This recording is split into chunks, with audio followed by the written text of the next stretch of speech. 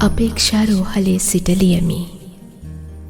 හිමියනි කෙලෙස තොරතුරු දරු දෙන්නාගේ තාමත් රණ්ඩු වෙනවද ඉස්සර වාගේ.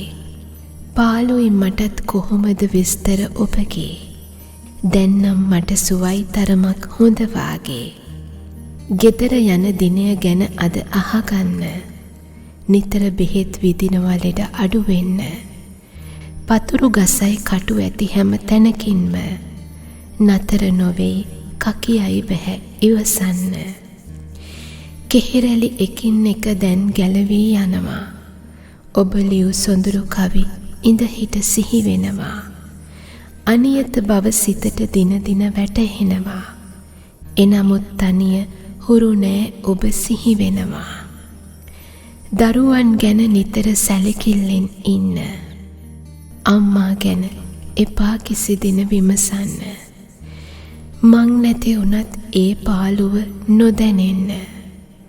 දරුවන් එක්ක හවසට පන්සල් යන්න. නොදැනිමි එන්න හැකි වේදනව නිවස බලා. එහි වැඩ ගොඩක් ඔබ තනිවම ඉවර කළා. දැනුණත් විඩාපත් බව ගත සිතම වෙලා. නවතිමි අදට හිමියනි නිතු කඳුළු සලා. ඒ අකුරු කුරුණෑගල ශික්ෂණ රෝහලේ වෛද්‍ය ආශා අබේසේකරගේ.